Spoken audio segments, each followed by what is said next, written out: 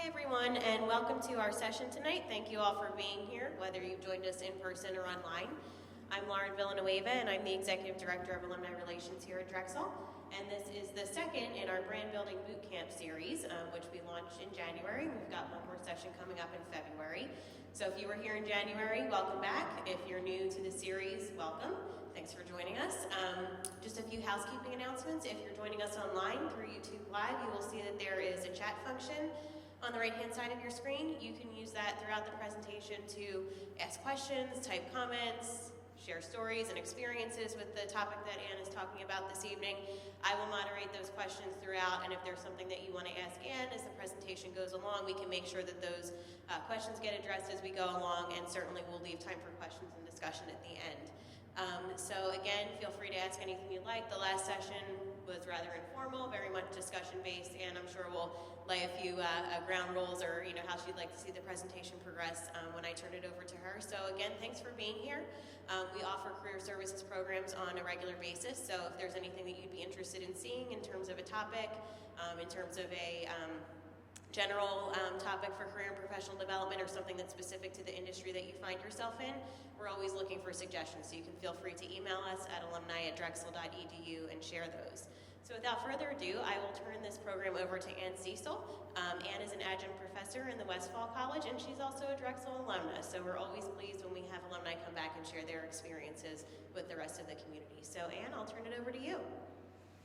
Thank you, and good evening, everybody, and welcome everybody who's online.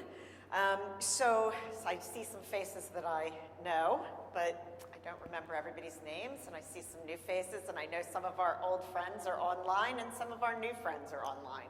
So what I'd first like to do is just tell you a little bit about me, and then I would like to go around the people who are in the room here, just so that I can hear what who you are and what you're doing. And I would also like the people online, if you will, please, to just sort of text who you are, what you're doing online, and Lauren will read you off when we get to that portion. So I have close to 40 years experience in merchandising. Yes, I have a degree from Drexel, thankfully, because it's made me who I am today in design and merchandising. I have had my own business. I would say that I primarily work with fashion product, fashion accessories, home goods, gift product. I have done everything from product development to marketing to merchandising to retail floor design to social media, and I would say, and I've also been a maker and a seller, and yes, I had a career as a fine artist as well. So I'm busy. I'm a busy girl, but everybody here, if you are a Drexel alum, will relate to that, I'm sure, because one of the things that we really do if we're from Drexel is probably do a lot, because we did a lot and we were trained to do a lot. This is the beauty of the 10-week term. I also did teach for quite a long time, and I actually taught full-time at Drexel for about 15 years. I was the program director of the design and merchandising program for 8 of those, and I taught in visual studies and in design and merchandising across those 15 years. So I've been teaching adults since 1988, which is longer than many of our current undergraduate students have been alive, so that's like kind of scary. And it's been an interesting journey and an interesting ride. So what I'm here to talk to you all about tonight is sort of where we are in the business world, which is kind of a scary precipice. But before we get started with that, I would like to go around the room and just please refresh my memory if I've met you, and if not, please tell me what you are doing. So we're going to start this way and we'll move around the table. So. Hi, my name is Kristen. I'm here, I work for Special Olympics Pennsylvania, and I just took over their gear store. So we're selling merchandise to kind of market ourselves to the public. So I figured this might be a good way to kind of help get that off its feet again. Excellent. Okay. My name is Teresa, and I was probably here at the same time you were. I'm an 85 grad fashion design, but I commuted, so Me too. you know,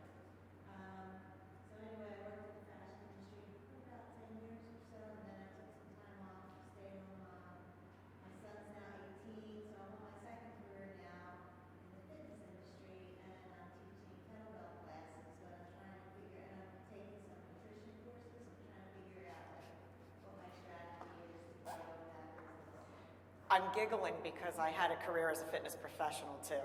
Yes. Yeah, I used to run a program at a hospital, and I used to do weight training and be a personal trainer and do a whole lot of stuff in the city. So I'm laughing about that. It was sort of my avocation, you know, but I did it for a long time. So interesting to hear that that's going on again. I thought about doing it again, but I'm too old. I can't do it anymore. Can't do it anymore. You do get too old to teach it day in, day out as a full-time living, you know? It's kind of hard. So anyway, okay? I'm done, finished my career in social media business and looking to move forward into my own social. Right, okay. My name's Jackie. I graduated in 1984 with a psych degree, and I'm a sales manager for a small company. We're looking to break into new markets, break Right. right into new markets. Right, okay. So I remembered, thank you, all of you that I've met before, I remember. Has anybody chimed in online, Lauren, to tell us? Okay. All right, okay. All right, so we are going to kind of be a little informal tonight, and I will ask you guys to share. I will share some of the things that I have done recently that have worked, some of the things that I think are not working. And obviously, if there's anything you want to ask a question, just interrupt me, please, and we'll stop and talk about it then. There will also be time for some discussion at the end, I'm sure. So I think that probably in this room, we have some digital immigrants on this side, and I think we have a digital native over here. Is that correct? Mostly. Okay. I remember the time without computers. All right. So, but the thing that I think is really important about this is what we're going to address today, and although this is retail-oriented, you don't have to think of it as retail-oriented. We can think of this in any way. There has been a huge shift in the way that we do business today, and there's been a huge shift in the way that we communicate with our customers. And it is not necessarily a natural thing for those of us on this side of the table, and it is a more natural thing perhaps for those on this side of the table. You tell me though once we get into some of this, but I suspect that you are more comfortable with the things that we're talking about tonight, and this part of the table is less sure how to use these tools. And I think that it's a challenge, and it is a challenge because I will venture to guess that the people on this side of the table were building businesses based on one-on-one human interaction. And this is not the way that we can do it anymore. So, and by that I mean face-to-face interaction. So it's hard to make a leap from face-to-face interaction to other types of interaction and feel like you are connecting with people. And how do you do that when your skills are to do it one-on-one through a human form as opposed to using this thing that's this big that we're all connected to now, right? Okay, so the thing that I would say is, one of the things I try to tell myself when the days get darkest is we're just changing what we do, and if we, a door closes and one opens, and that what is out there for us is something that is exciting. And it's just my job to find my excitement in it, right? And not to worry about it being, it's scary and it's all of those things. It's like taking a leap of faith. But if I stick with it and I do the best that I can, I'll find some way that this will become, I can make it mine. And so that's what I really want everybody to remember, is that while it might be challenging, it's also very interesting.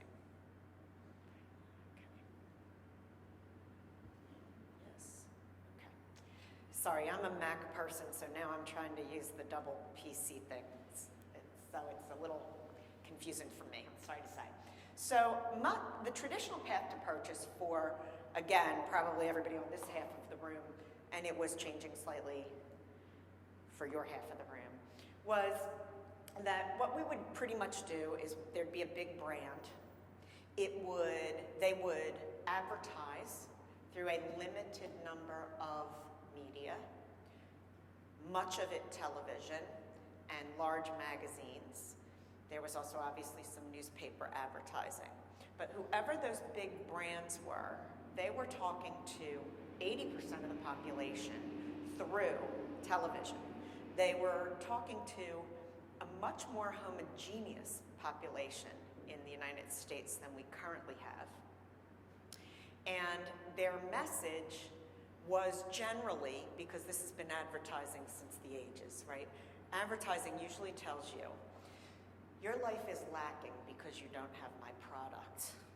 And if you buy my product, your life will be better.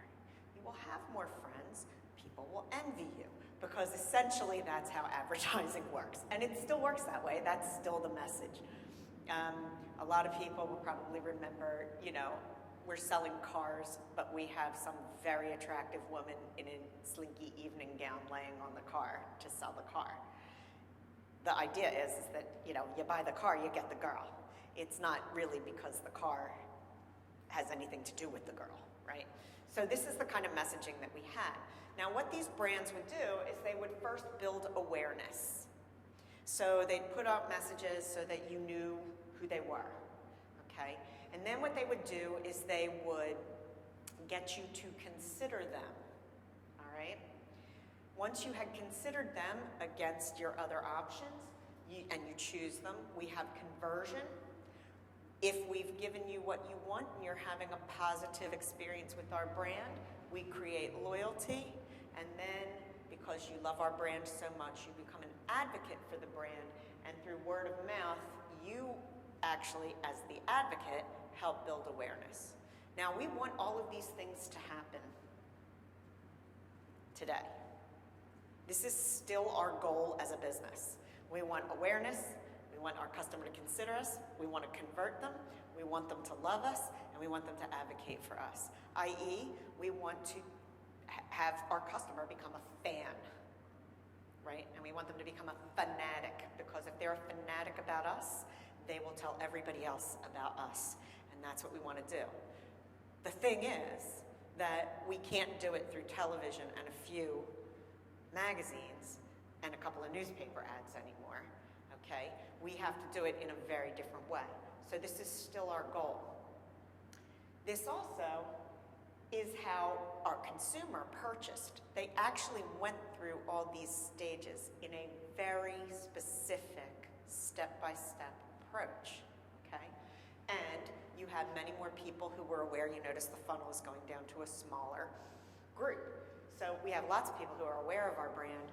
We have less who are considering our brand, still less that we convert, okay? Still less who become loyal, and still less who become our advocates, all right? But we still funnel people down in that particular way. And that's all well and good, except for this is not what happens today. The path to purchase today is insane, okay? And I know this is hard for you to see, but you do have it there. And Lauren, did we make this available for them as a download, or you can email them the PowerPoint afterwards? Okay, so here's the deal. Each of us may have a very different path to purchase the same item today. One of us might start with a magazine, like an industry magazine.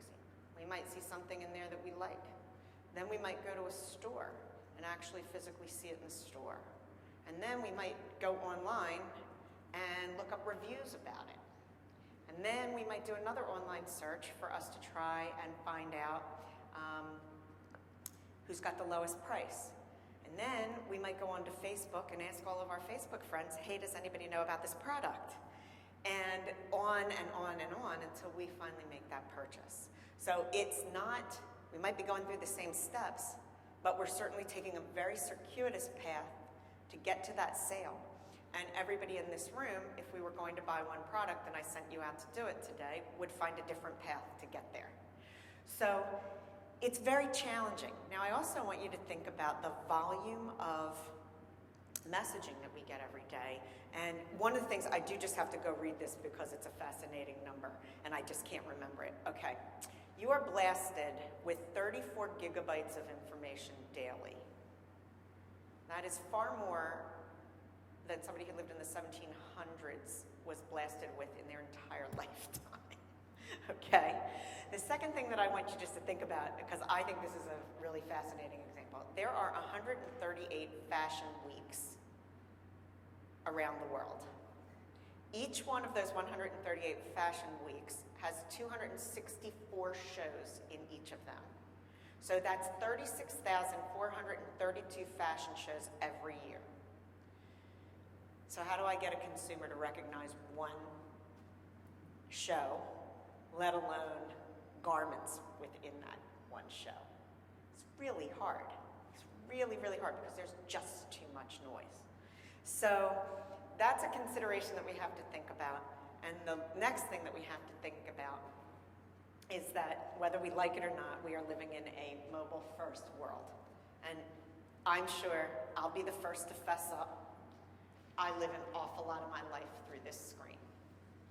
And the one thing in the whole world that I don't ever want to lose is this phone, because much of my life is on this phone. Thankfully, it gets backed up into the cloud. But this is something that we really have to think about. So it's not even living on this screen. And it's not the way that sort of the digital immigrants live their life and the way that the digital natives live their life is really, really different. So one of the things that I find fascinating, and I don't know about people in this room, but how many of you actually watch TV? Anybody watch a real TV set? Anybody watch network programs? Okay, right, so I have a TV in my house, and I have basic cable, but my TV doesn't live for any of that. I hardly ever watch network TV. I plug my iPad into my TV and I watch whatever's on the iPad on the screen because I don't want to watch commercials, and the programming that's available to me online is far more interesting to me for a better price than what Comcast will give me through my television package. So here's the deal. If I don't, if you're trying to reach me through TV, you're not even reaching me, and I'm a digital immigrant. And in fact, because I live by myself, most of the time, I watch TV on my iPad. I don't even take the step of going upstairs to plug it into the TV because I don't care, because the iPad goes with me wherever I want it to be in my house. So I have started to turn into this mobile person, and I'm not a native to it. So there's a lot of us that are that way as well. So it's important for us to try and really sort of understand and keep these three things in mind. Okay, so in that first funnel, and in the way that it was pre-internet, all the messages came at you, and information was pushed to you. This is not the way that communication works in a digital world. In a digital world, it is a two-way street. And one of the biggest things that those of us who are not digital natives need to remember is make sure we listen as much as we talk, right? So instead of having push information, we now have push-pull information. And when I'm on this thing, can choose what I'm going to get from you and how I'm going to get it and when I'm going to get it. And that is me, the consumer, the end user, making the choice. You no longer, as the business, can dictate to me, this is how I'm going to give you the information. It's made it really tough because it means that we have to have our messaging in so many different ways to reach all of our consumers. And that's hard. It's really, really difficult. How do we have enough stuff that when a magazine calls me and says they need a print piece, I have something to give them, and somebody needs it on Facebook, and somebody needs it on Instagram, and somebody needs it on my website. This is a lot to manage, and this is a lot to have a strategy for, and this is a lot, you can repurpose things and utilize them across different media, but you can't always. It's not the exact same thing, because the message that I might want to put into a print magazine may be very different than what I want to do if I'm trying to sell something as a special, okay? So there's a lot of different ways I have to think about each one of these things. You have to have this two-way communication. You have to make sure that you recognize your customer because they want to be recognized now. They want you to call them out and say, hey, and they want you to know them. And they want to be recognized whether they are in your store or whether you are talking to them online. So it's an interesting dynamic, and it's a challenge on how do we do all of this. All right, so retail or service, whatever you're doing now, is what we like to call phygital. Now, I'm not going to go out onto the internet and show you these things because it never works. So let's just do that. But I wanted to put them in here because I think it's very important. So a store is now the media. The media is the store. And then there's omni-channel and there's multi-channel. And these are two things that are really important. Omni-channel is when we tell pieces of our story through different media. And multi-channel is when we tell the same story through different media. Okay? So if I'm going to tell you my life story in a multi-channel way, I'm going to tell you the history of my business on my website, on Facebook, through my blog. It's the same story that I'm telling, the history of Ann Cecil. It's going to be exactly the same. I may have to cut it up into smaller chunks to put it in a particular thing, but I'm going to tell you the same facts through a variety of different media. If I'm going to tell you the story of Ann Cecil in an omni-channel way, okay, I'm going to tell it to you in a different way. So I might tell you about my shoe design career through a blog. I might tell you about my lifestyle visually through Instagram. And I might tell you about my consultancy on Facebook. I do happen to talk about my life that way, all right? So now, it's all hard no matter what you do, because if I tell the same story, I still have to tailor it to the media that I'm putting it in. And I have to make sure that it's interesting and appropriate for each of those media. If I'm telling it in an omni-channel way, I have to manage different things in different ways. So either way, it's neither of it's easy, okay? But you have to kind of think about it.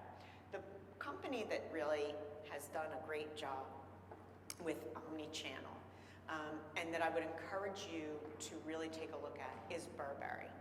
Burberry has really created this very interesting way of bringing to life their brand through digital and in-store that is really great. So if you go out to YouTube, just look for Burberry doing a store opening, anything, and watch the video of how they do it.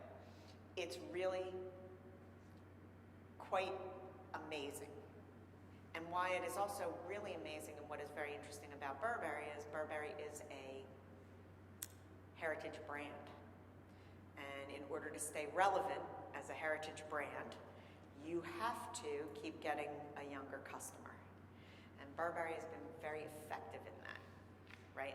So I always like to tell this, the thing that I always say about Burberry is this. Burberry was my grandmother's trench coat, not mine. And my generation would not, I mean, you know, you might have wanted a few vintage pieces from your grandmother, but you certainly didn't want to wear what your grandmother was wearing as a young person. And I would not have been caught dead in my 20s in my mother's clothes, who at that point was in her 50s. However, we now live in a world where my college students and their mothers share the same closet. So it's a very different idea from how it was when I was in that relationship with my mom. So Burberry was able to get customers who were young and hip involved in their brand, which is difficult to do as a heritage brand, but is absolutely something that you must do in order to survive. Because if you only appeal to grandmom, once grandmom, that profile of grandmom is no longer the same profile of grandmom.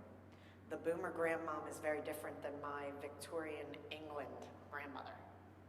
She was a trip. So Burberry has done a terrific job of this, and I would tell you to look at it. So one of the things that you can see here is that you can see that they have a big screen in the store there and in that store there. And so if you looked at the video, and once you get this sent to you and you have it on your own computer, you can go out and use the link, and you can go to the YouTube video that I chose, it will show you how they kind of put this together. So they've been very effective in that. The other thing that Burberry did, which I thought was tremendous, is why it's still one of my favorite things. They created a website called The Art of the Trench. And you can go out and look at this website. They invite anybody who buys a trench coat from Burberry to take a photo and send it to them. Now they approve them so that there's no funny business going on in the pictures, right? And then they post them. And there is this whole, from children this tall in Burberry trench coats to elderly people, you know, with walking sticks and trench coats. It's really wonderful. And it allowed everybody to feel part of the brand. And it was a really smart, and it was a very early attempt at getting customers to really feel like they're a part of your brand and that they had a voice and that they were interesting to you. It's also fantastic because guess what? Your customer is giving you content. You don't have to go out and shoot everybody different in a Burberry trench coat now. Your customers are doing it for you. So they're giving it to you to put up on your website. So now you can keep this website fresh without you having to do all the work. Brilliant. Really great way to go. The Art of the Trench. It's really one of my faves. So there's a lot of ways to think about how you can translate that to what you do. Okay. So when we say phygital, we mean that the real world and the virtual world is becoming one. And so if you have a physical space, like a retail store, you have to create a 360 brand experience through all of the touch points that you have. Now, even if you're a service business, you have touch points, and you have to create a 360 brand experience for that. So again, YouTube video, I want you all to see Ralph Lauren 4D store. This is from 2010, and literally Art of the Trench is from like 2008. These are not new things. A lot of what you'll see on the Burberry site is stuff that is maybe from the last 5 years, okay? But the thing is that these are things that are now really pretty much, you can see them almost anywhere. But if you think about what they meant and what they're doing and what their message is, then you think about how you can create it. So this is in London, the Ralph Lauren flagship in London, and what it is it's a projection onto the building. And it was one of the first that was done that really projected imagery onto a building that actually interacted with the building.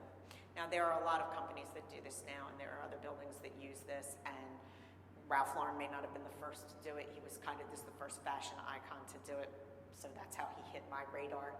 And it was very interesting, though, because it's something, it wows your customer. And there's a way for you to try and do it, to think about how you can do these things. Another thing to do is think about a store as a showroom, right? So your business has all kinds of revenue streams, I hope. And if it doesn't, you want to think about having multiple revenue streams. And some of those streams, it doesn't really matter where the money, which stream brings in the most money, as long as all the streams are promoting the end sale. And that's the way you have to look at it. So the stores are actually often thinking about themselves as a showroom. And that means that you're going to walk in and you're going to shop the store because, listen, face it, you want to touch stuff, you want to feel it. The good news is once you do that, you start to imagine owning it in your mind, so you're going to buy it. But you want to think about those things. So the store becomes the place where that happens, even though the purchase might happen from your online site later. So it becomes just part of the marketing and the selling process for a revenue stream that might be greater in your business. Okay, window display also becomes interactive. Two of my favorites, again, not really new. There's a Chanel one, click on this one, it's great. There's all the Chanel C's, and it's activated that as you walk past, the C's reconfigure themselves in the window. It's very, very cool. Forever 21 in Times Square, when Times Square, this is again years ago, when Times Square became just a space now where you can walk through, there's no cars going through. They have this big screen on their exterior where they have models who are walking on a green screen and they interact with people who are actually in the crowd. So, you know, like they might take a picture of one of you and then they'll crouch down and they'll pluck the picture out like it's you up on the screen. It's fantastic. It's great. It's entertaining. It draws a crowd. These are all things that can work on a big scale, or you can think about how they could work on a smaller scale. But they're bringing experiences to your customer. And your customer wants an experience, even if they're just buying a service or if they're buying a B2B product kind of thing. They're still looking for some kind of experience when they're working with you. All right? Okay. In the retail area, again, in fashion retail, some of the things that are happening is younger people want social shopping experiences. They want to be able to show what they're thinking about buying to everybody. So there are responsive mirrors, which actually do a lot of things. So there are very different things that they can do. This particular set that we were talking about will actually videotape you in each of the outfits you try on. They'll hold them on the mirror. It's like a big touch screen. And once you've tried on all your outfits, if you want to compare, you can put all three of them down and you can see how you look in all three. Then, if you want opinions, you can also send them out to all your friends and ask them which one you should buy, and on and on and on. It sounds really odd to me, and I can't imagine doing that, but I don't need my friends to tell me what I should buy for myself, and I never have. So I don't really get it, but this is really what the customer is interested in. Another really simple thing, and Kohl's does a good job of this, is that they have free Wi-Fi in their store, but you jump onto their router. And they're able to push you information about your in-store experience that day. So we have a sale just for people who are using our Wi-Fi right now. Or for the next 15 minutes, this item is going to be on sale. Here's the bonus part of that though. Because they're on my router, I get to see every activity you did while you were in my store. I can see how long you were at some place. I don't know it's you, but I know phone A took this path through the store. This is where they stopped for 20 seconds. This is where they stopped for 5 minutes. You know, this is all of these things. If I give you a code through your phone and you use that at checkout, now I know what you bought. I can really get a lot of information about my customers. And this is important because it means that I can start to segment my customers down and drill even deeper and see even smaller segments of my market and figure out how to reach those people. So that's really an important part, and it's something that's kind of unique, and if you have the opportunity to do that and it would be useful for you, you can. So I'm going to also use as a case study tonight Sephora. Sephora is a big cosmetics company, if you don't know. And they're a very successful cosmetics company. They have been very smart and strategic at how they have used their omni-channel. And they use their channels in a really omni-channel way. So I want to show you why they're successful. So first of all, they started in 1969 in France. And they were really about Zipporah, who was the Greek concept of beauty, and the Temple of Beauty, Sephora. So that's how they got Sephora.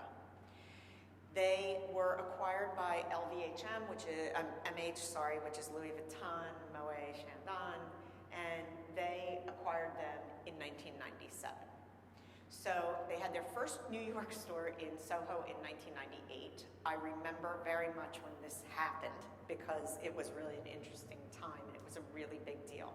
When I tell you they were brand agnostic, here's what they did. They were brilliant. They went for here's why. They had to. The big cosmetics companies would not do deals with Sephora because it would have been sort of scavenging from the department stores that carried them. So Estee Lauder, Lancome, all of those would not do business with Sephora. So that forced Sephora to look at smaller niche brands and emerging brands of cosmetics.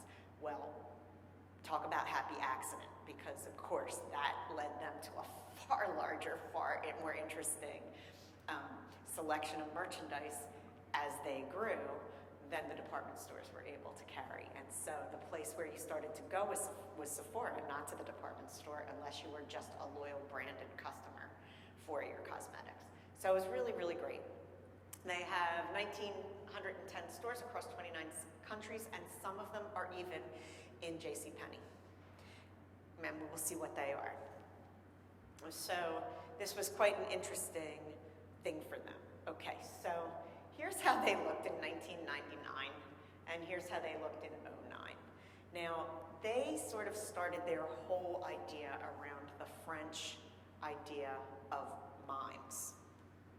And so their clients were dressed in black suits, and they had white gloves, and they didn't speak.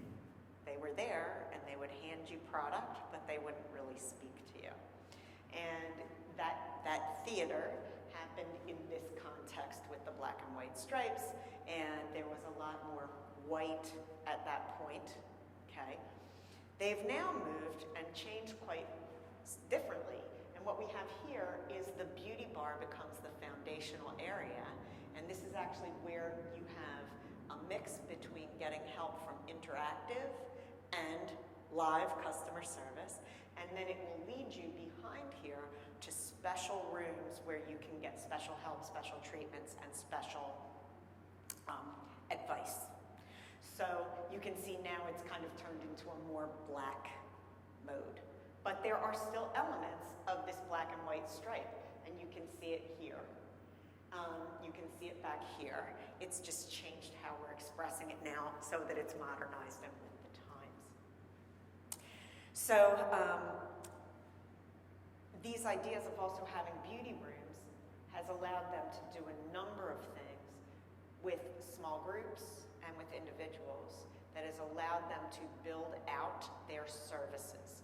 And so again, while Sephora is a retail store, it is offering a number of services in addition to product. So if you're thinking about if you're a service-oriented business, you think about how this could work. What does it mean? How does a small experience work for my client? Right? And what does my client want out of a one-on-one experience? So those things are all things I'm going to think about. Okay. The one thing that I will tell you that I think is really important when we think about these things is that the person or the people who actually do physically speak to your customer are immensely important. The most important person in any transaction is the one who is actually making the deal with the person who is buying from you. I don't care whatever it is.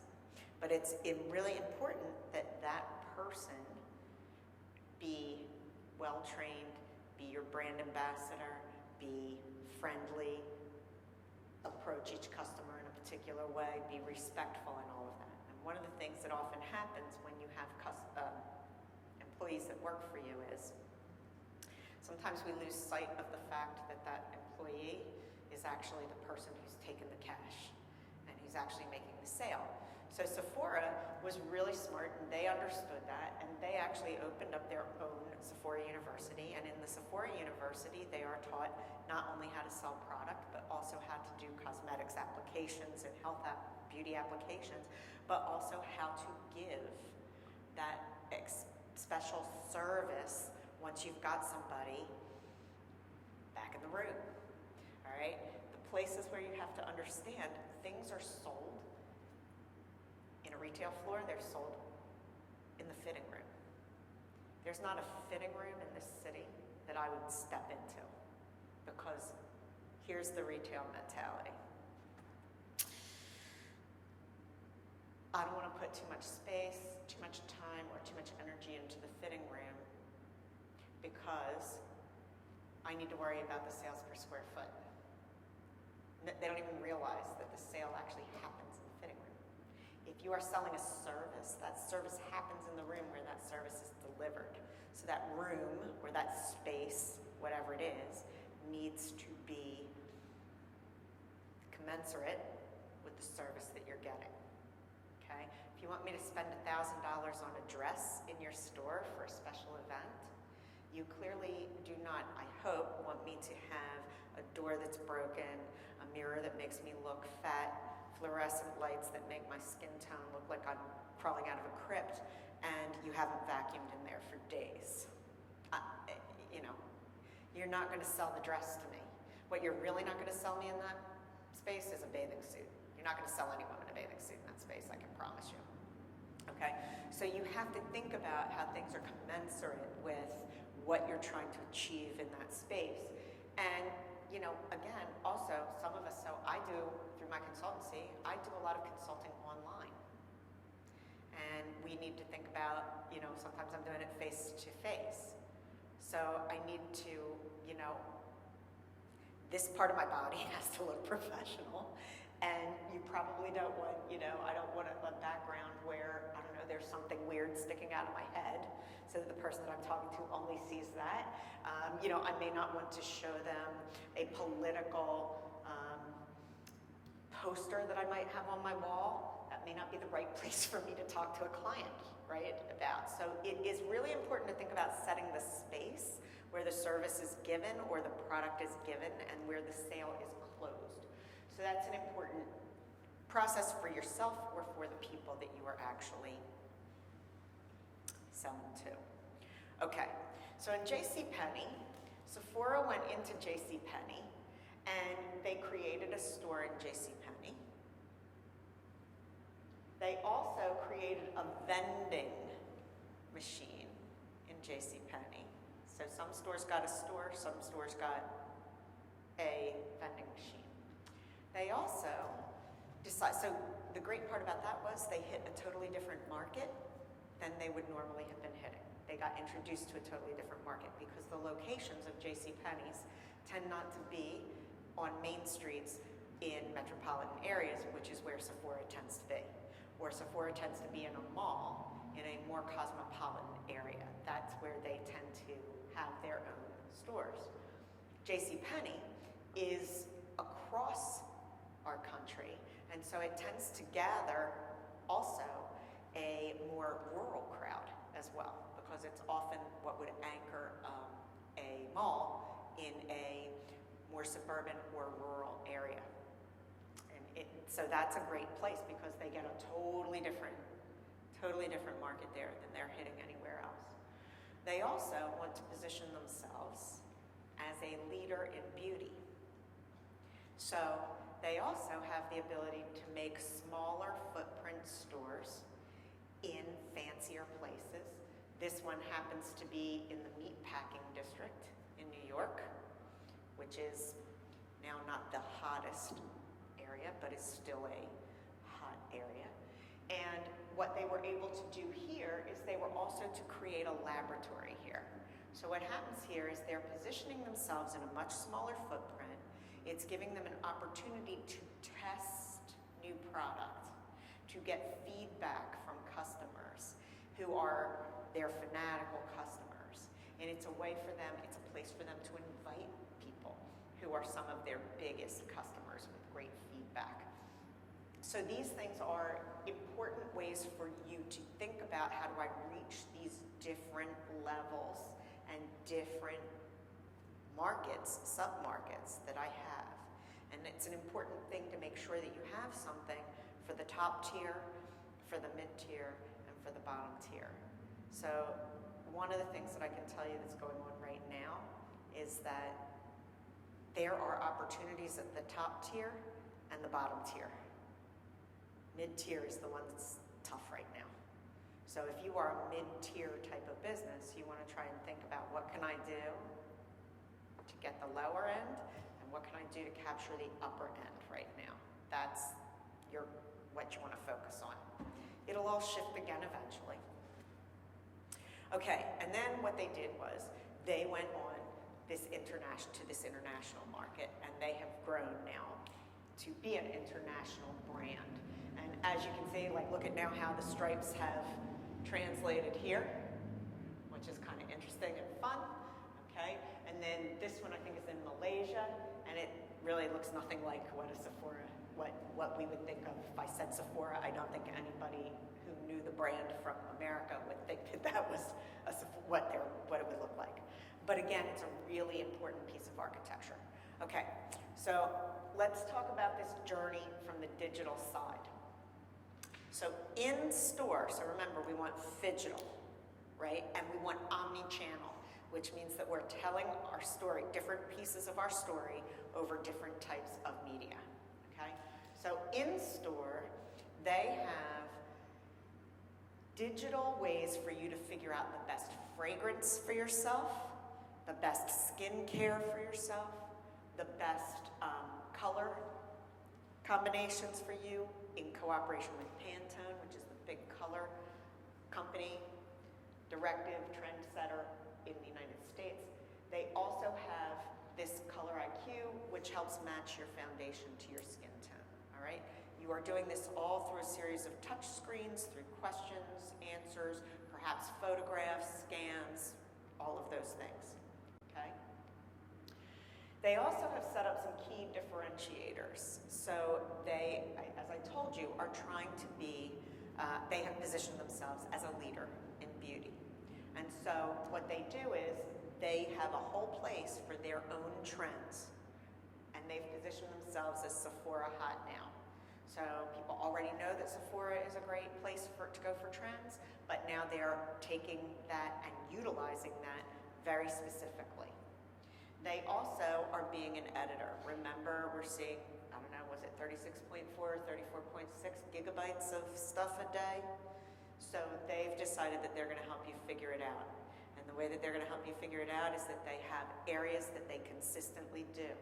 6 things, Sephora favorites, trending today, and skincare advice. And they are going to deliver those as edited items constantly. This is something that everybody in this room can use because this works for service, this works for retail, whatever. It doesn't have to be the exact thing. Everybody in this room could do 6 things. Everybody in this room could do a top 10. Everybody in this room can do something along those lines, right? Everybody in this room has an expertise, so they can clearly do your expertise advice. Everyone in here can do that. Every industry has trends. So everybody in this room can do what's trending today. Doesn't matter, again, product, service, what's going on in our industry, you're offering information to people. When you become where they go for information, they're your fan, okay? They believe you, they believe in you. Okay, now what they did, as far as not in the store, what Sephora did was it decided that it would try and determine what its customer, how its most prominent customer would, a day in the life of that customer in relation to Sephora. Okay, so for example, they might have thought this. So a Sephora woman gets up and goes to work. She finds out that she's out of mascara, but she, of course, doesn't have anywhere to buy it. She wants Sephora mascara, okay? So she's going to use the dribs and the drabs that she's got right there, but she needs to get the mascara immediately, all right? So how can we help her with that, all right? Well, we could help her with a website, and maybe on that website, what we let her do is while she's on the bus, she can order it, she can find out if it's in the closest store to where she works, she can check out, and she can have it ready for pickup at her lunch hour. So done, right? So I'm on the bus, I get my new mascara maybe on my coffee break if I have one of those, so I can get it even before lunch, all right? They try to think about what she might want to do. So maybe she gets a new product and she needs to know how to apply that product. Or maybe there's a new beauty trend and she needs to know how to apply that. So what they've actually done now, this is the best, they have a virtual mirror on their iPad app that actually, on half of the iPad app, it shows, it's a film about how to apply stuff, and then you can see yourself on the other half of the iPad as you apply it. Again, this doesn't work for everybody, but I'm saying, think about your customer. This customer loves makeup and makes herself up often, right? I mean, every day, this is a daily routine for her. She wants to be on the pro end. So she's doing this, okay. Loyalty programs are the way to go for anybody. I I would say even, so in my service business, I have a certain number of people who probably are responsible for the lion's share of my referrals, etc. I call them my cornerstone club, and they get stuff from me all the time. So I constantly give them 10% off services no matter what it is. I actually will give them 30 minutes of my time every month. They also, though, in return, if I'm thinking about something else, they will also act as a partner for me and give me 30 minutes every month so we can have a check-in, we can run ideas by, we can become a brainstorming group team, okay? So they're also my go-to people that if I have a problem with another client that I can't seem to figure out, I can ask those people, what do you use for this? Do you have a good suggestion for something that, happens with this particular application, or do you have a good piece of software that you think helps this problem? So these are really good ways for you with a loyalty program to get people to feel that they are also part of you and you are part of them, and then you grow together. Okay. Pre-shopping is another idea for ways for you to go. So even in your fitness business, you could have them, you have a new class, so you could have them sign up for a free trial as a pre-shop. You could also sell them 10 classes for X number of dollars, right? So, these are all ways that we would do it. You could have them give you reviews, and you could, listen, we can all create apps now, but this is what Sephora has done. So they also are very active on social media, and Sephora is a big company, and they have lots of people, and they hire people to do this. So understand, I know you sitting behind your desk don't have the time to do this, nor do I. They use all of these tools. So they use Facebook, they use Twitter, they now use Instagram, they use Snapchat, they use Google+, they create an online full magazine, okay? They also have and sponsor an online community that's about beauty talk. They use YouTube, they use Pinterest, they use Tumblr, okay? So these are all things and all ways that you can hit different people, okay? So let's take a second and let's just review what we can take away in a smaller scope from Sephora, okay? Phygital. So you have in-store, digital, and real life, or you have somehow connections that are both digital and human, okay? So you want to have those options for people. You want well-trained staff who are going to be critical in the role in your success. So you want to make sure that they are up, that you've got the right people doing the right kinds of things in order to get your business successful. You want to think about who you can collaborate with. This is something that I think is so important and unique. So I do a lot of work in the equestrian industry, and there's a lot of small equestrian suppliers around, okay? And many of them are somewhat close in physical proximity, okay? And so they're small footprints, they can't have every single thing in their stores, all right? So because with horses come feed, medications, grooming supplies, tack, blankets, halters, and then what also comes with that is equestrian clothes, and there's a set of clothes that work for English riding, there's a different set of clothes that work for Western riding, and there's a different set of clothes that work for dressage and eventing. And if you are near a racetrack, there is then another set of everything for all of that, okay? So what some of them have done, and I think this is a really smart move, is that they have collaborated together. And so if my store is the store where everybody comes for English riding clothes and horse liniment, I buy deep into English riding clothes and horse liniments. And if Lauren's store is the one where we have Western gear and tack that sells, then she buys deep in those areas.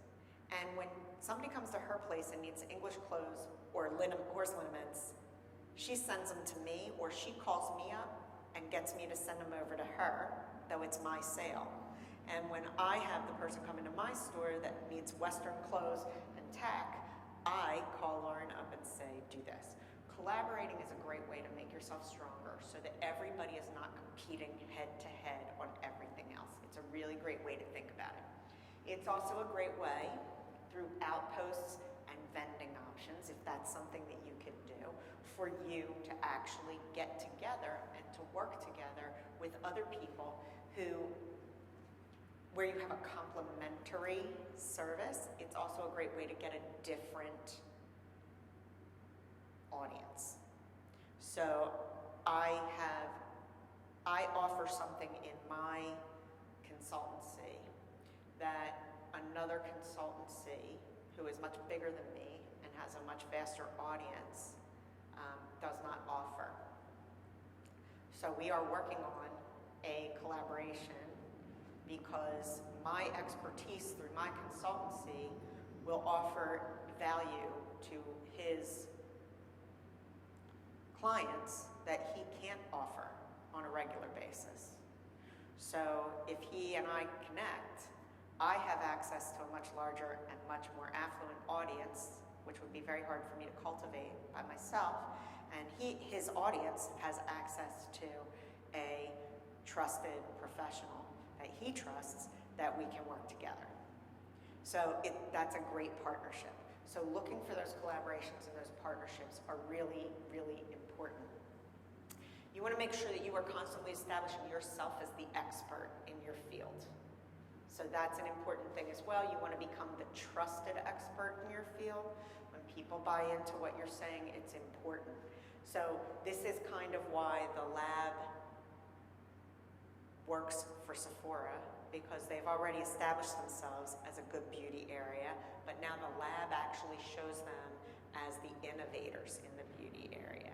So they become really trusted professionals, and they become the go-to expert for anything new, okay? And the other thing that I would tell you is that you constantly need to seek new markets, whether that is 5 miles outside of your normal radius, locally, nationally, internationally, whatever makes sense for you and your business, whatever it may be. So those are the things we'll take away. Okay, you guys with me so far? Any questions on any of this? Anything you'd like to ask? Any points you'd like to bring up? Okay, so here's the thing that I'm really tired of hearing.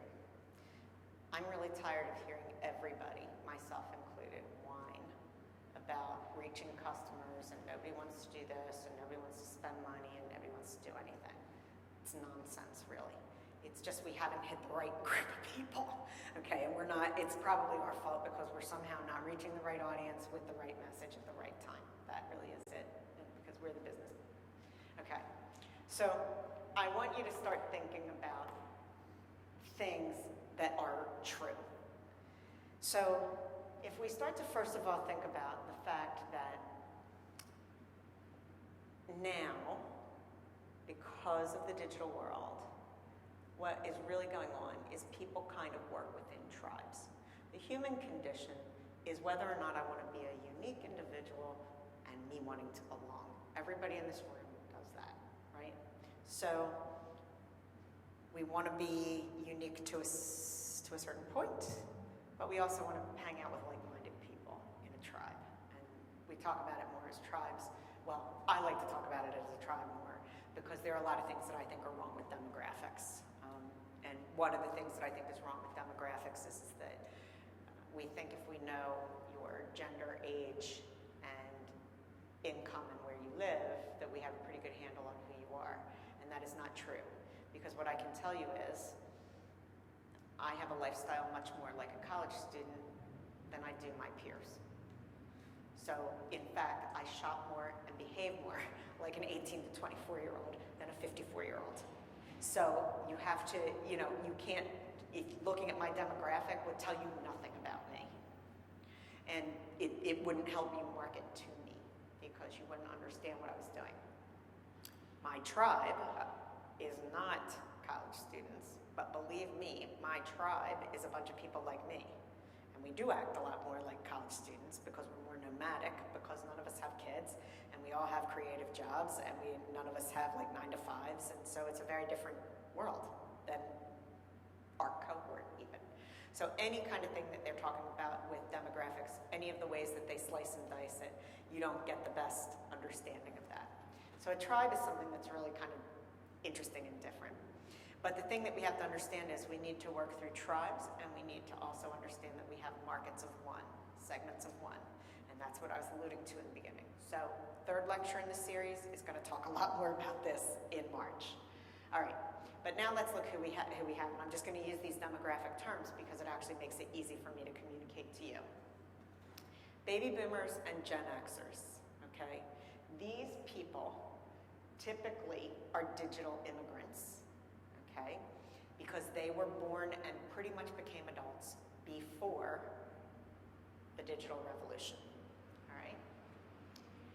They actually like to shop physically in a store because they grew up doing it. They're us. So the idea of going to the store, A, has fantastic memories for them with their families. B, is something that they did as a social. It's what we did as a social event. It was an interesting thing. Stores, of course, were far more interesting back then as well because stores created experiences in theater, which they don't do now. But let me just say, we like face-to-face interaction as well. So even if you're selling a service, we like human face-to-face interaction because that's how we grew up. That's our mode of operation. Boomers and Gen Xers are now people who are 35 and up. They have disposable income. They have real jobs. They have money. So if you reach them with the right message, with the right product, at the right price, whether they're buying B2B or B2C, they'll buy it. They're used to that kind of transaction. These are no-brainers for this half of the room because these are our tribe. We shouldn't be having problems with this. So if we are, it's us not finding the right people, or not giving the right message, or not reaching them through the right channels. And that's what we have to work on.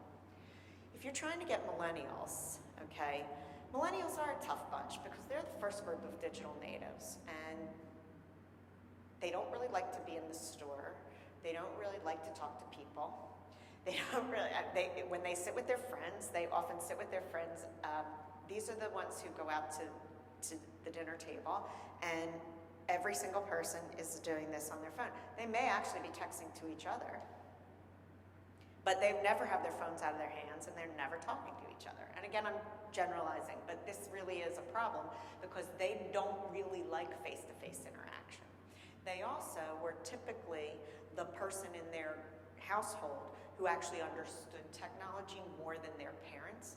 So they were given a role in their family where they became decision makers. So they don't need your help, they don't want your help, and they know better than you. Okay? And they actually don't care that you have more experience than them because your experience means nothing because they can get every answer that they need from that thing. And that is their attitude. Okay? I mean this with, if you don't believe me, let me just say, my teaching career, I can tell you this is how they behave. All right, I know. All right, so they don't really like this. So what they do like, though, is they like an experience. And they like an experience that is all focused on them. Thus, the fitting room mirror with me as the star. And I can share this with all my friends. A millennial licks that up like a cat licks up cream. It's their favorite thing in the world to talk about is them. And again, if they are a procurement officer or they are buying a service from you, they have to be the star in their head. And that's how you sell them. That's how you reach them. That's how you sell them. Okay. Now the best news of all, thank heaven, is that we now are approaching Generation Z. The oldest of this generation is probably about 14 or 15. And thankfully, like to physically go to the store. They enjoy those kinds of things, but they also are digital natives, so they're connected to this thing. So what they want to do is they want you to somehow digitally put together an in-store experience with something meaningful for them on their phone, okay? So I'm assuming that many of us are trying to reach this target market, and many of us are trying to reach this target market or communicate with this target market. These are the two most difficult, right? I mean, this is actually the most difficult. But this target market, if you're not giving them the right, if you're not hitting them where they live, that's probably how you're missing out communicating with them. This target market, you have to make it all about them. And then, so whatever you're doing, you have to make it all about them. So how do we do some of that? Okay. Well, we have to get social, we have to adopt these tools, and we have to make sure that what we are doing is conversing in two-way conversation, all right? Now, Facebook is essential for everybody because for some reason, I can't understand why, this half of the room decided that we were going to participate in Facebook. And then, oddly enough, once it became populated more by people over 40 than under 40, and I guess this is because young people share their parents' closet. They don't mind being where their parents are. I know anybody on this side of the room, right? I know what you would do. If we had ever had something like Facebook and our parents infiltrated it, we would pick up stakes and find something new. The last thing we would do is like probably go to a Rolling Stones concert with our parents. Okay. And again, I'm not truly trying to point you out or leave you out. Perhaps you wouldn't like to do any of that either, but I'm just saying that. Yeah, see, this is when the world. That's what Facebook did, is they made like a divider where you can be there as like a child and be friends with your parents don't see anything.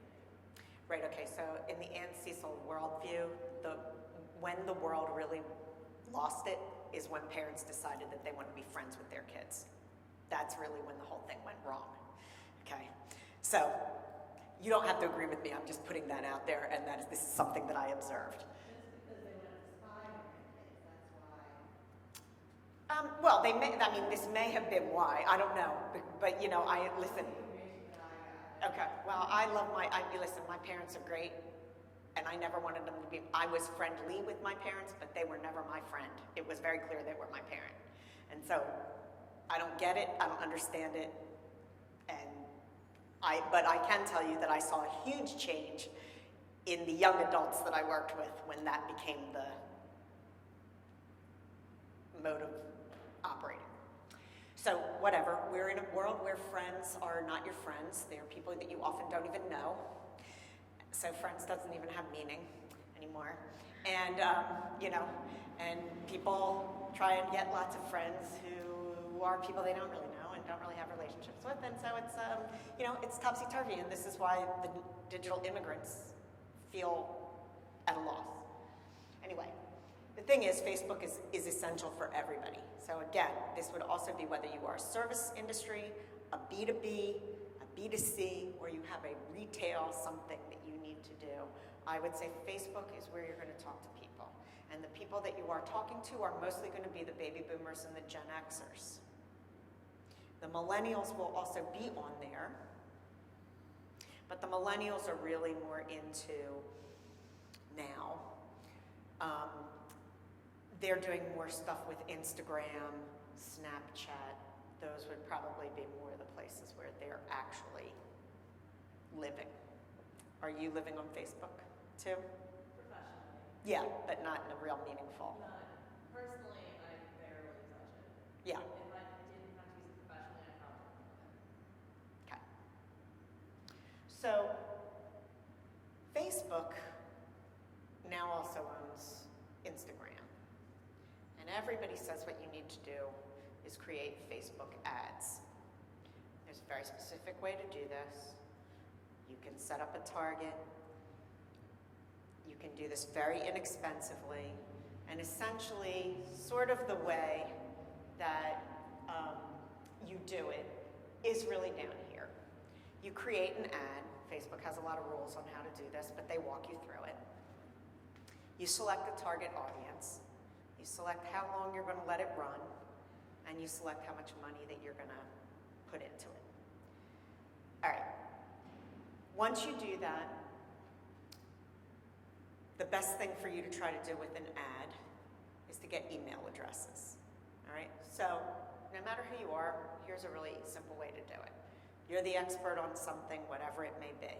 So what you're going to do is you're going to say, I know how to do this. If you'd like to have my 5-step quick start on XYZ, so I create the ad, 5-step quick start to 50 pounds of weight loss. People will click through. When they click through, you give them a little more snippet about those 5 steps, and you collect their email address. Once you collect their email address, you then deliver them your 5 steps to 50 pounds of weight loss, okay? So you've delivered what they've given you, and you've gotten their email in return. Now you're starting to build your email list, so now you can hit that email list with a variety of things. But here's the best thing that you can do with Facebook. If you already have an email list, or after you develop this list for a little while, and those people are on Facebook, you can upload those contacts into Facebook, and they will find you targets that match those people. So if I know that you guys are my profile and I have your contact information, I could put you guys up into Facebook, and Facebook will find me people like you, and that's who my ads will go to. Okay? All right, here's what I hate about this. At any time, on any given day, for any given reason, Facebook can change their algorithm, and they can determine that you can no longer do an ad this way, and you can no longer do an ad that way, and you can no longer do X, Y, and Z. So, that's a problem. Let me just say, if you are looking at doing ads, a 2% click-through is good. And if you are looking for an email opt-in, you're trying to get 20% of the people who click to opt into your email. All right, so those are good metrics for you to understand. Now,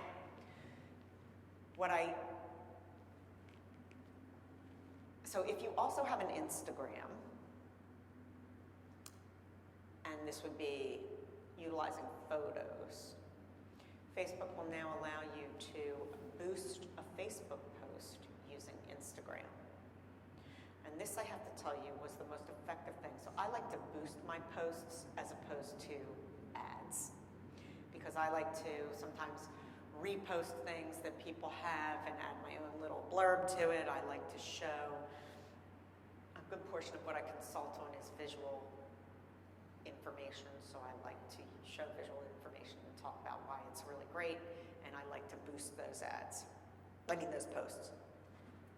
So I have found that boosting the post is fine. I spend about $10 a month. Okay, so what I do is I generally boost a post for 2 days. I select my target, and I do about 5 of those a month. So for $10, which is a very small advertising budget, right? I'm reaching and building brand awareness. I'm building my constituency. Now, I would say, you can boost something for as little as $1. You can do it for as short as a day.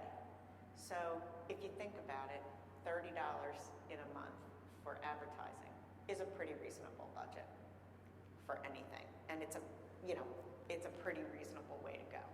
Now, the best thing in the world that I just recently did is that I also, am making shoes. So I have this shoe company. So I decided, because I did something very exciting with my shoes and I had a great visual for it, that it was time to I haven't really, in my omni-channel world, my shoe business is a different business than my consultancy. It has its own brand. I tell tell my story through a blog. I tell the lifestyle and the imagery of it through Instagram, and I don't really use Facebook very much.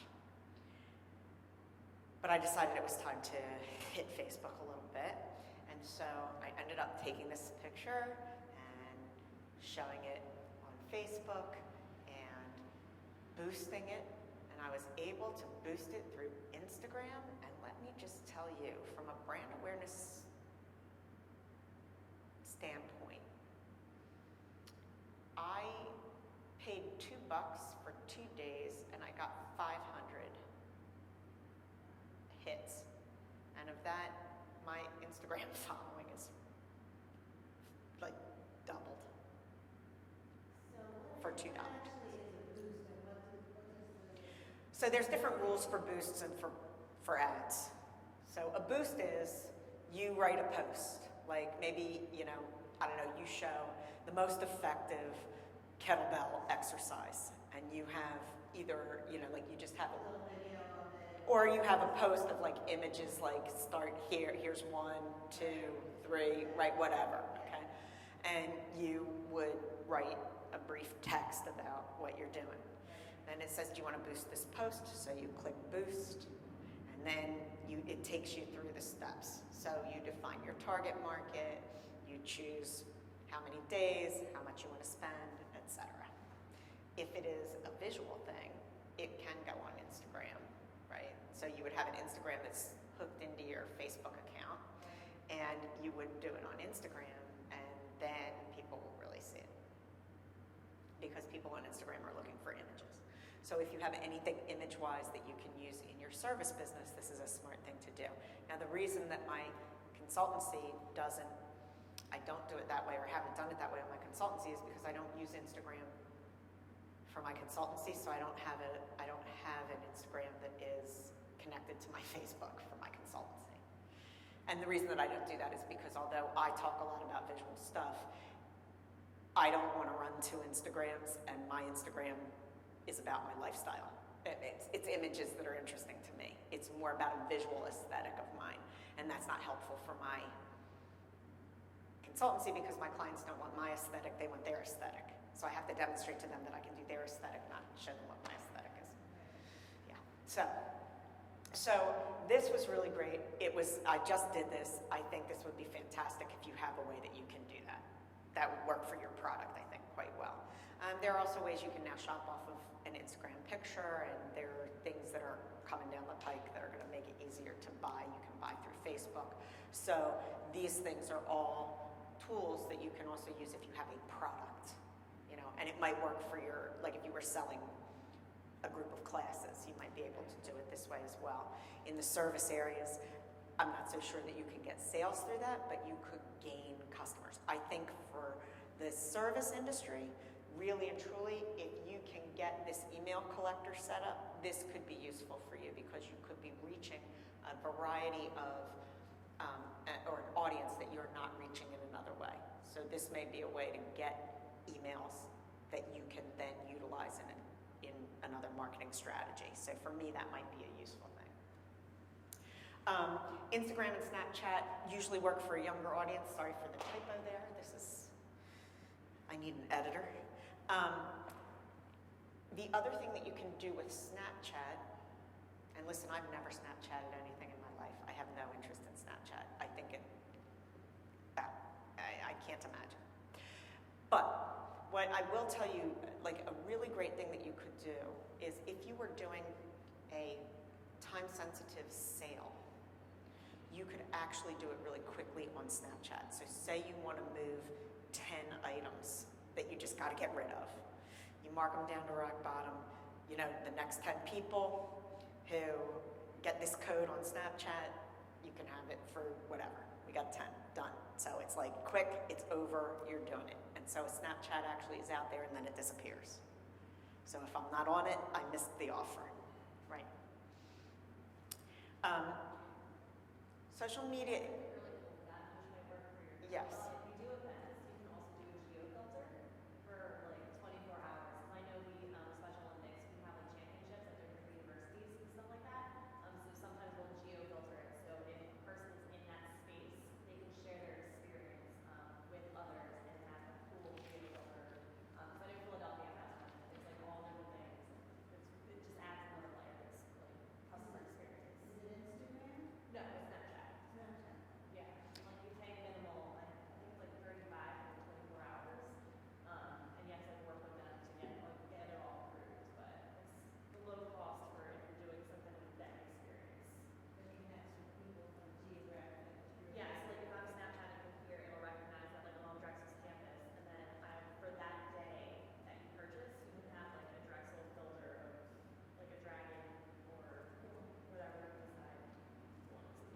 So like your logo, you can put your Yeah, logo up and logo, whatever. like the event logo, and you can, I think you can have a few options depending on how much you want to pay. So the only thing that I would say just about that is, though, remember that that's probably not going to be a boomer audience, because most boomers. Also, Instagram has a story feature now that disappears as you go on. Yes, after 24 hours because they had to mimic Snapchat. And Facebook now also has Facebook Live, so you can go out on Facebook and you can do a live video production as well. Yes, yeah. So I do have a client who is a retail store, and she will do, so going into the holiday season, she does a promotion called the 12 Days of Christmas. And so what she does is, or the 12 Days of the Holiday, and so what she does is at 8 p.m. the night before, she releases what the deal is for the next day. And so she had been doing that through static imagery on Facebook, but this year she did it as a live, Facebook Live video, and she moved her time up to like 11 p.m. the night before. And so that was a new and different thing for her audience. Very interesting. But what you're saying, what we're talking about here, is where social media can create this big wow factor. Because if you were to do something in a geolocation, it's new, it's different. If you were to do something that is Facebook Live and it's at an event, reporting from something, or showing a class, or showing a move, it's something new and different. And it's not there forever. You know, it's something that happens and then it's gone. But also tell you all, so we want fans. The other way you can think of your fan is as a brand ambassador. These are really important people to have for you. These are also the people who are influencers of tribes. So they are people who have other people that they can influence. It's a really great thing to do. So you would find somebody. Pardon? Oh yes, almost every big brand does this now. But it would be something. Here's how it would work in your industry. You will have some followers who love you as a teacher, right? You know, and they would follow you into the fire and out. And so, you know, I mean, you could tell them we're going to jump off the bridge, and they'd be like, okay, no problem. We're gonna jump off the bridge. It's not a problem. So those people will become your fans, and they will be the ones who bring other people to your class. And that's hopefully, they have friends who like the same kind of physical activity that they do. And as long as that's true, they will become your brand ambassadors, because they'll be the ones selling your product for you and bringing people to you. And that's where you'd create a loyalty program with them, right? So their goal is to create a conversation. They're the ones who help keep the conversation going, right? And you can always think about this. This is something that I think is really important. It's kind of what I use my cornerstone clients as, is an advisory board. And so if you are trying to reach a new market, if you don't really understand what millennials want, why not reach out to some millennials that are your customers and see if you can pull them in as an advisory board or as a focus group, even if it's just a one-shot deal, where you can actually get some information from them and give them something in return for that. So I think that's a really important function. It's something that way back when department stores, I mean, in my day, department stores, and before my day, department stores used to actually have teen advisory boards because they knew that they had to cultivate the younger customer. And so they'd make it like, you know, this very special thing. There were only 12 of them. They got stuff, but they were asked their opinions, and they came in like once a month, and they actually also got to see behind the scenes. So I'm not suggesting you need to do this with adults, but I'm just saying, if there's a market you need to reach that you haven't reached, try and figure out how you can get an advisory board that way. Maybe you have a product that would actually work for a very specific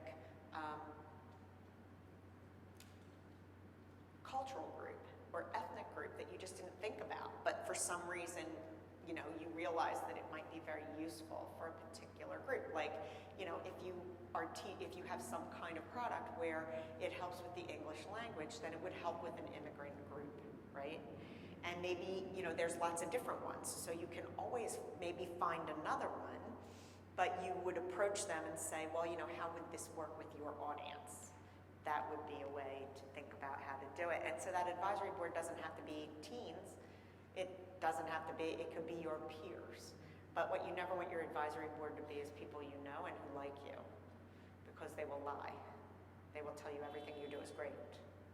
And that is not helpful, right? So we need people who are going to be honest with us and have, you know, no reason to like us. Okay, I always like to say partner and collaborate for strength. So wherever you are in whatever system, you need to collaborate with everybody to get that customer going.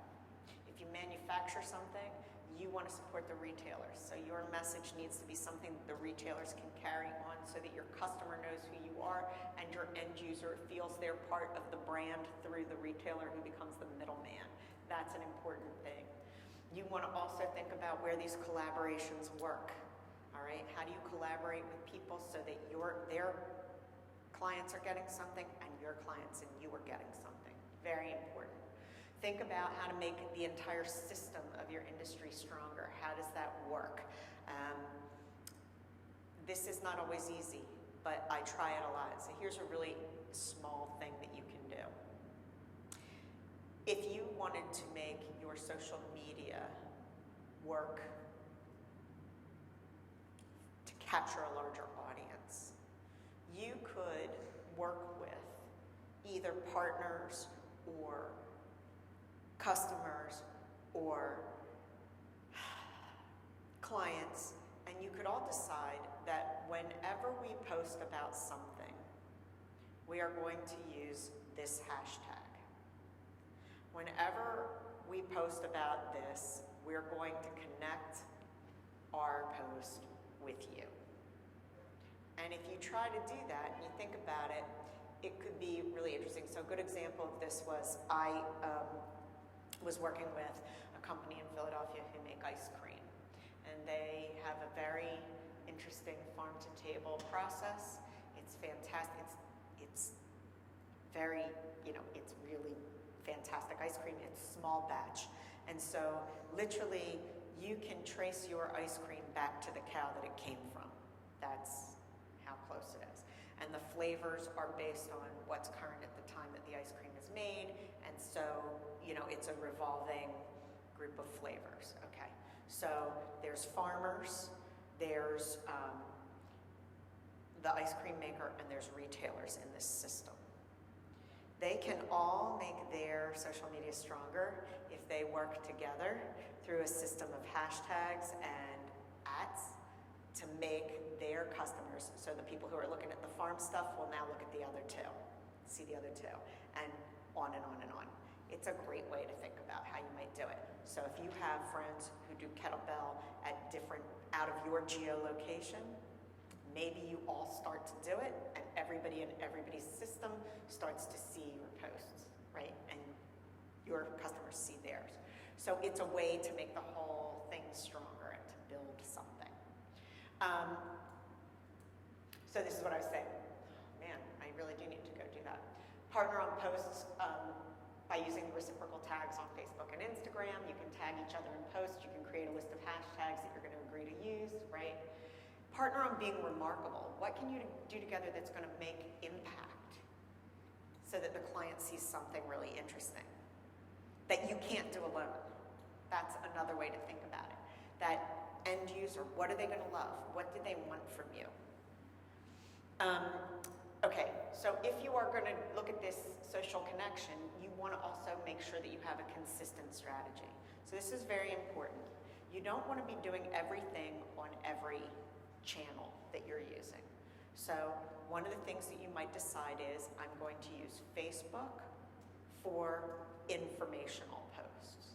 I'm going to use Instagram for photographs of what I do daily, okay? And I'm going to use YouTube to educate my end user on how to use my product. And that's it. That's what you do. You don't start to do different things on different channels, okay? So you start with what you want to do as your goal. You want to select the technology that helps you do it. You devise your campaign. You're going to give a specific call to action. So once somebody has looked at your posts or whatever, you want a contact us button, you want to collect an email, whatever it is that you want to do. You want to make sure you assign a metric that is attainable. So that means, how do I consider that this thing that I've done is a success? All right? So one way that you might do that is you might say that I get 10% more click-throughs than I've gotten before. And then at the end of the campaign, you can assess it and see whether you made that metric or not. You can figure out why you made it or didn't, and then you can determine whether it's worth doing again. All right? Your goals with people are to engage them, to inform them, and to sell them. And the primary tools that you're going to use are Facebook, Instagram, Twitter, YouTube, a blog, and perhaps Snapchat, depending on who your customer is. Those things are all going to change. So 5 years when I'm here, we're going to call them something else. But there are always going to be a variety of channels. Okay, let me just say a little bit about other tools and what's next. So YouTube video is actually a tremendous tool. Here's what I would tell you is, now that Facebook will allow you to do video, you do a teaser on Facebook. Very short, 20 seconds, maybe 30 seconds. And you let that link to a longer version YouTube, all right? So if I wanted to show somebody how to do something, the how-to video would be a YouTube video, but I would do a short, brief, little Facebook video that teased it so that my customer on Facebook would get driven to my YouTube, okay? So you might do, you know, a very short blurb of, want to know how to get the best biceps with a kettlebell? That's your Facebook video. And then it goes to YouTube and you actually show a series of exercises that will do that. You demonstrate them. So that would be a really easy thing to do. Snapchat, as I said, great way to deal with a flash sale. So if you want to get rid of something quickly or you want to entice somebody to buy something really quickly, make sure it's an enticing item and then deliver it through Snapchat, because once it's gone, it's gone. Okay? A lot of people offer online chat, and this is an interesting way to go. A lot of this is now being handled by bots. So there are systems out there that you can set up yourself that are relatively inexpensive, that are, like, for example, FAQs. So if there are FAQs about what you do, you might be able to set up a bunch of if-then statements where a bot will take the question and then answer and type the response. Now, you got to be careful, because you need to know your audience might want to be talking to a person, a real person, through online chat. So you got to think about who your audience is. And you also have to think about, is it possible that you can give an answer in a voice that sounds human? Or can you not construct that? So this is something just to know about and to think about. I wouldn't necessarily say that we should do it. The things that are coming up next, augmented reality. So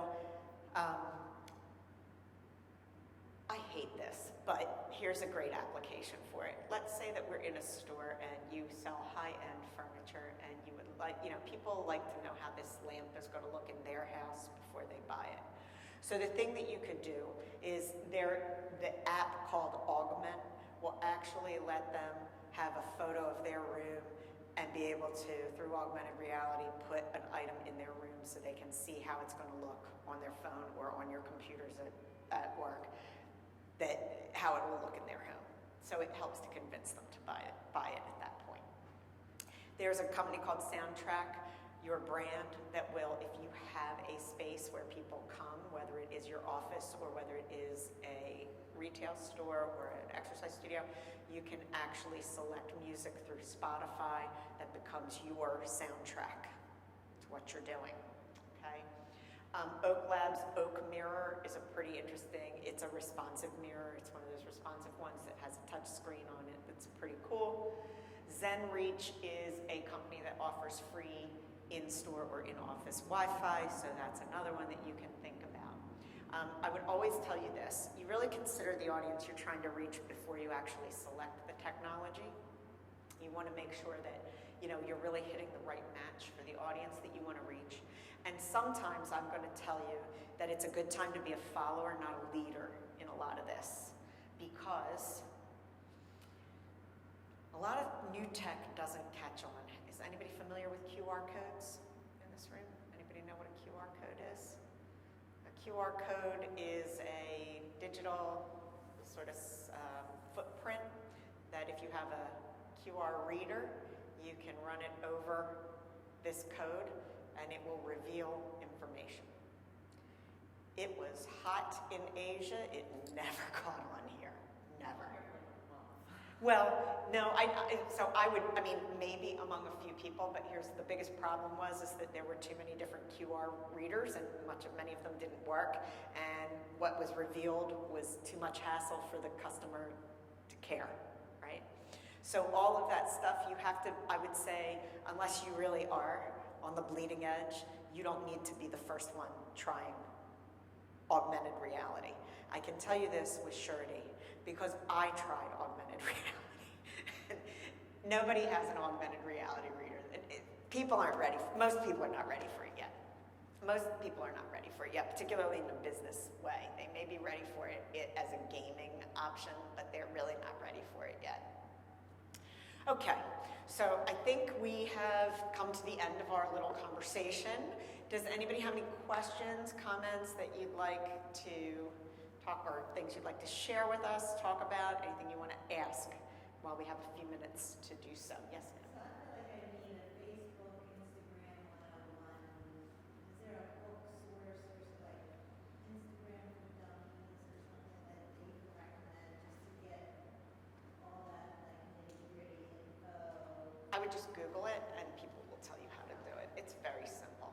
It's not, setting them up is not that difficult. Instagram's a great one because it's really easy. It's really easy to use. And as long as you have the same. I have an Instagram account.